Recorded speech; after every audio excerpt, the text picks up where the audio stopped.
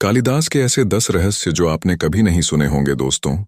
Video पूरा जरूर। महाकवि कालिदास संस्कृत भाषा के कवि और नाटककार थे।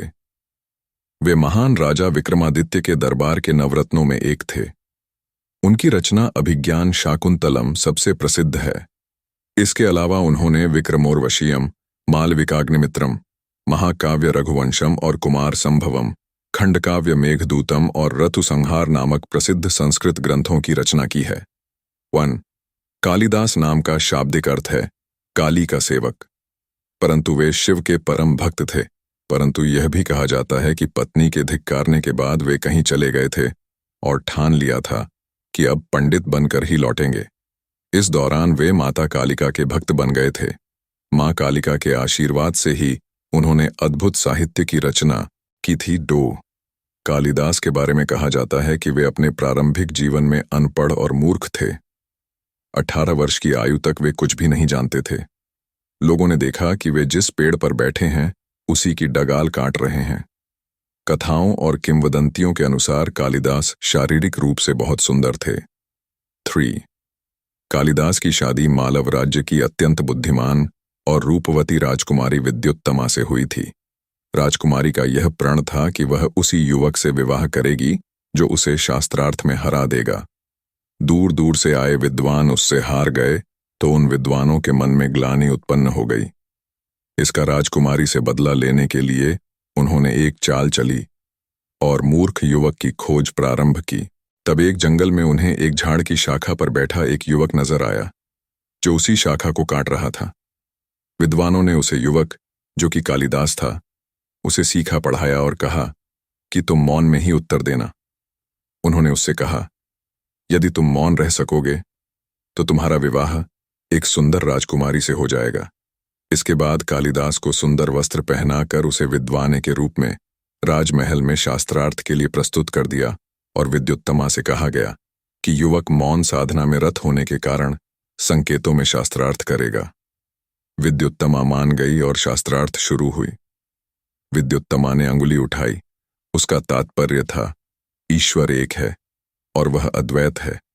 कालिदास ने समझा कि यह मेरी आंख फोड़ना चाहती है, तो उसने भी तत्क्षण 2 अंगुली उठा, अर्थात तुम तो एक आंख फोड़ने की बात कर रही हो, मैं तुम्हारी दोनों आंखें फोड़ दूंगा। पंडितों ने कालिदास की ओर से राजकुमारी को समझाया कि ईश्वर एक है। आपने ठीक कहा, पर प्रकृति और विश्व के रूप में वही अन्य रूप धारण करता है। अतः पुरुष और प्रकृति, परमात्मा और आत्मा दो शाश्वत हैं। विद्युत्तमा इससे प्रभावित हुई और फिर विद्युत्तमा ने हथेली उठाई। 5 अंगुलियां ऊपर की ओर उठी थीं। उनका तात्पर्य था, आप जिस प्रकृति, जगत, जीव या माया के रूप में द्वैतवाद को स्थापित कर रहे हैं, उसकी रचना पंचतत्व से होती है। ये पंचतत्व हैं पृथ्वी, पानी, पवन, अग्नि और आकाश। ये सभी तत्व भिन्न और अलग हैं। इनसे सृष्टि कैसे हो सकती है? कालिदास की ने समझा कि यह राजकुमारी मुझे थप्पड़ मारना चाहती है, इसीलिए कालिदास ने थप्पड़ के जवाब में मुक्का दिया।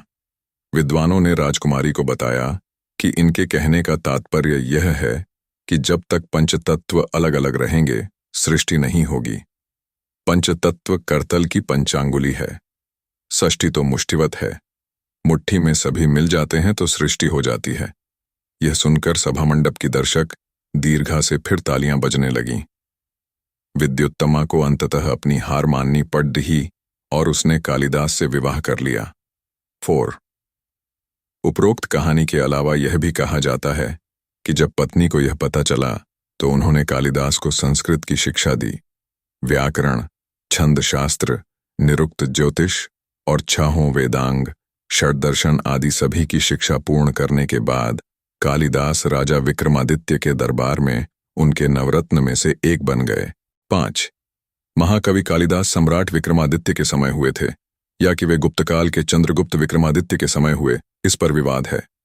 विक्रम संवत अनुसार विक्रमादित्य आज 2020 से 291 वर्ष पूर्व हुए थे।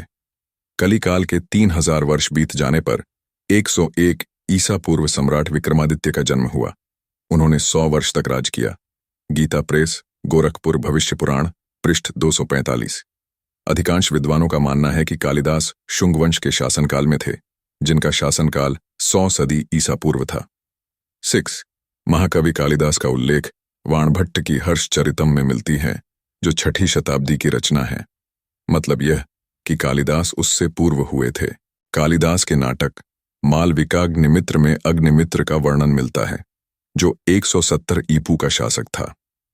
कालिदास के नाटक मालविकाग्निमित्र से ज्ञात होता है कि सिंधु नदी के तट पर अग्निमित्र के लड़के वसुमित्र की मुठभेड़ यवनों से हुई और भीषण संग्राम के बाद यवनों की पराजय हुई।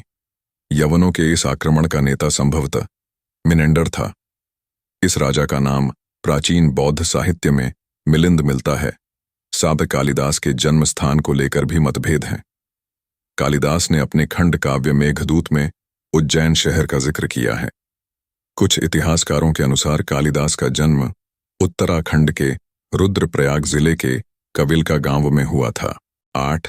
महाकवि कालिदास की मृत्यु कैसे हुई, यह अभी भी अज्ञात है, परंतु यह कहा जाता है कि उनकी मृत्यु उज्जैन में ही हुई थी। एक शिलालेख के अनुसार महाराज विक्रमादित्य के आश्रय में कार्तिक शुक्ला एकादशी रविवार के दिन 95 वर्ष की आयु में कवि कालिदास ने अपने प्राण त्यागे थे। 9. कालिदास की यात्रा के कुछ साक्ष्य बिहार के मधुबनी जिला के उच्चैठ नामक स्थान पर भी मिलते हैं।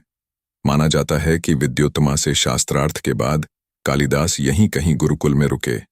कालिदास को यहीं उच्चैठ भगवती से ज्ञान का वरदान मिला, जहां आज भी कालिदास का डीह है। 10.